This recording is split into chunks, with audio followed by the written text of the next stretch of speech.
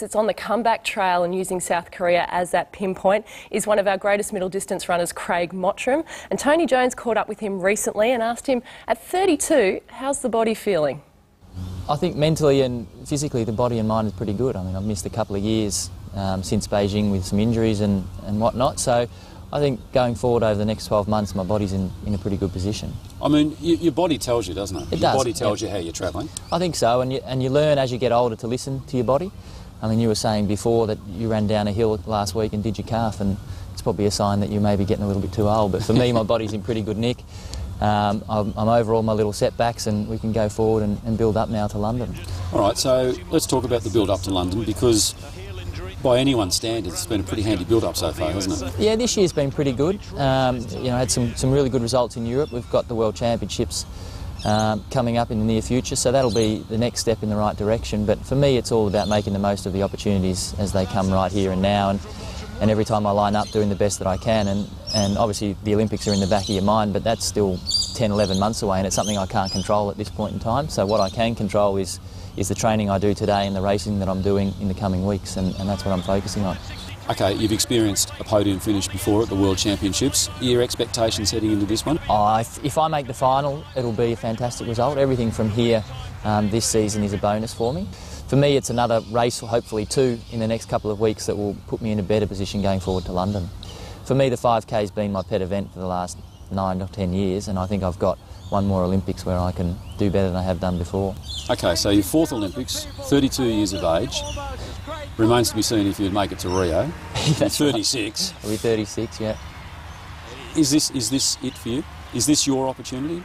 In the 5K, I think it probably is one of my last opportunities at an Olympics, obviously, because there's 4 years between them. You mentioned Rio. If I do push to Rio, it'd probably be in a different event, most certainly the 10 or the marathon. I've never shied away from the fact that I want to run a marathon. After London, I'll certainly line up in one of the major city marathons somewhere and see how I go. It's one of those events that you don't know if you're any good at it until you get to 30K. Now, what about your training now? I mean, you've ramped it up, obviously. Yeah, I've had 8, 9 months this year of really good training. No setbacks, no niggles, which has been fantastic. I'm probably running 140 to 160 kilometres a week, which is great.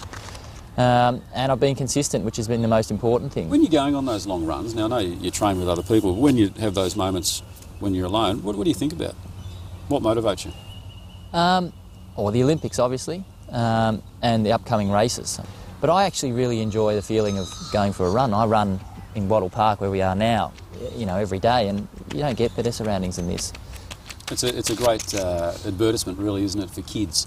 Yeah, I think so. I mean, look, I try to encourage running and track and field as much as I can, and at the moment I'm an ambassador for the Adidas Schools Fun Run, which is basically a program that's going through schools in Australia and New Zealand at the moment, which is encouraging kids to do a fun run or the like instead of doing your chocolate drives or your lolly drives, where in this example the kids are encouraged to go for a run to raise money for their schools, and the schools can use that money to develop whatever aspect of the school they feel needs improvement.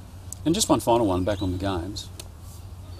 It would appear in the lead-up that both track and field are going great guns. Yeah, we're firing at the moment. Yeah. We've got a lot of depth. I won't mention myself because I'm going to take the pressure off myself. That's my aim for the next 12 months, is to just go in there and enjoy it, 4th Olympics, and see how we go. But Australian track and field at the moment is probably as strong, if not stronger, than it's been for 10 or 15 years.